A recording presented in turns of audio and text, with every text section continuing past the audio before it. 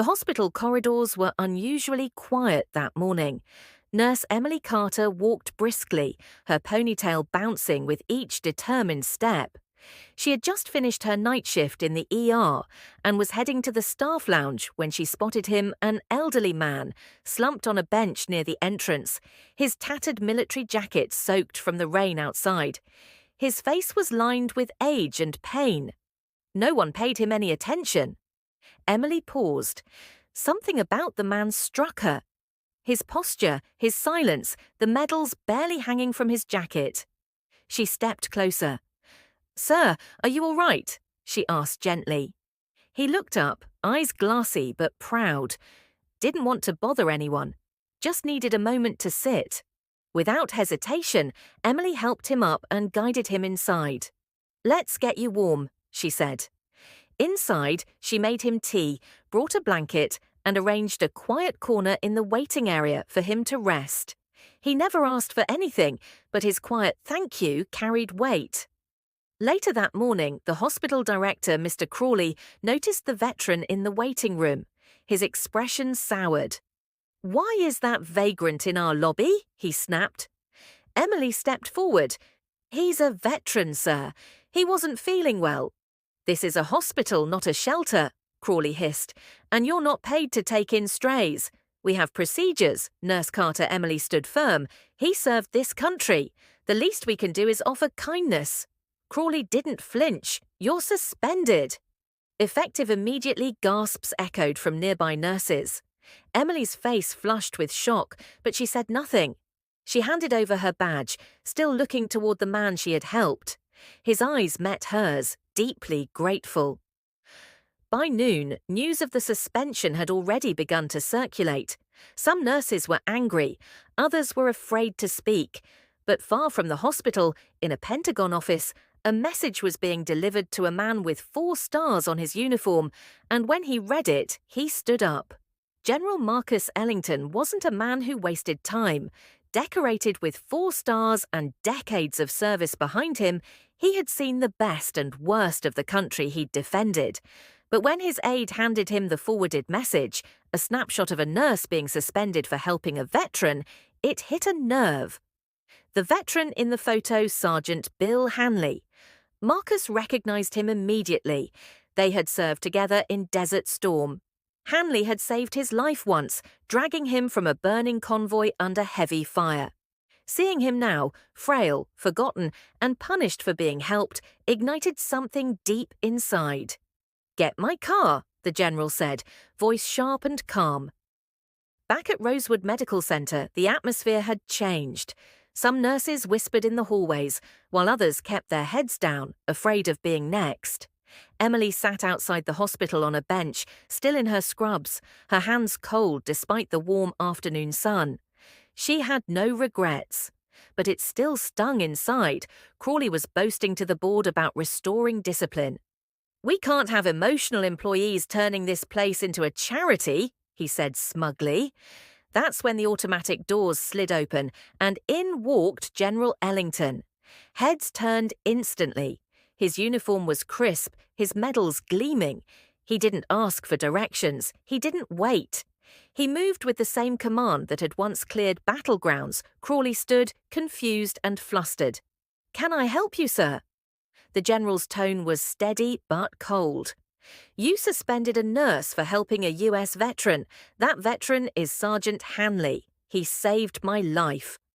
Murmurs spread through the lobby like wildfire.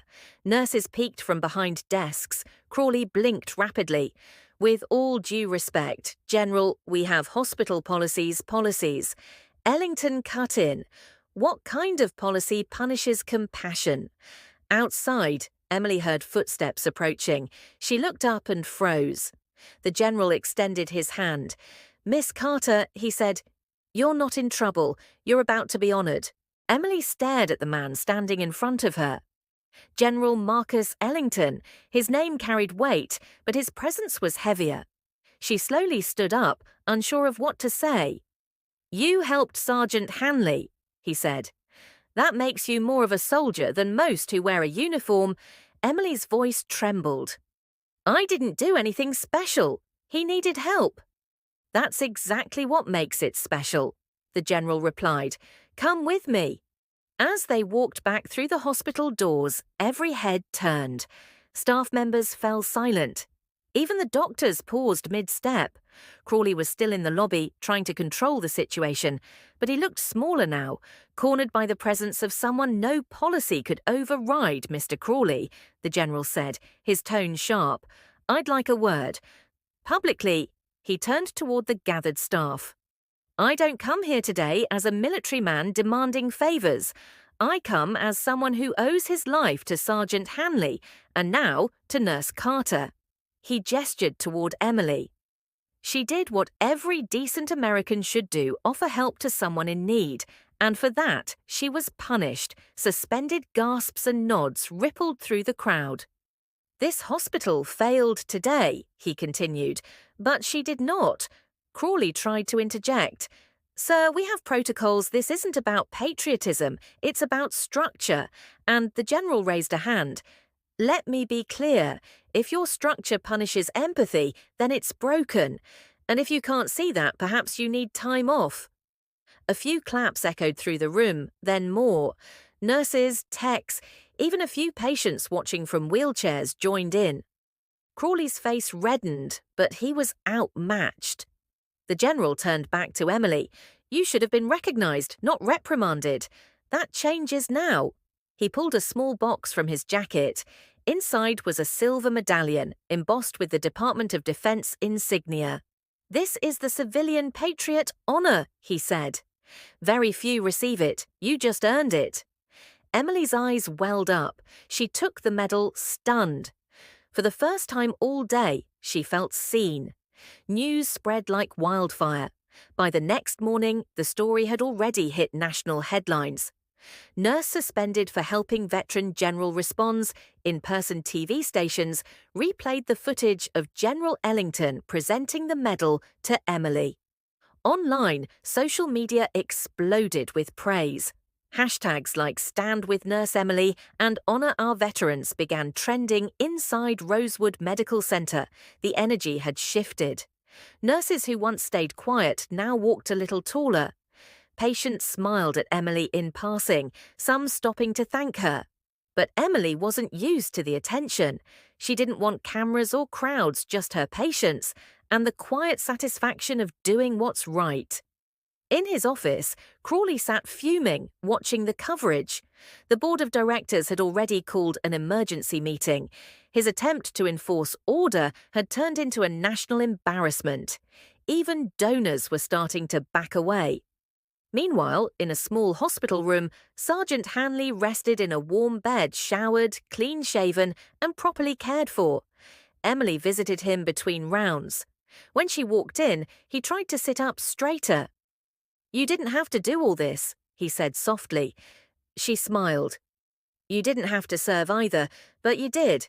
This is just me doing my part. Hanley looked at the medal pinned to her chest. The last time I saw one of those, it was around a general's neck.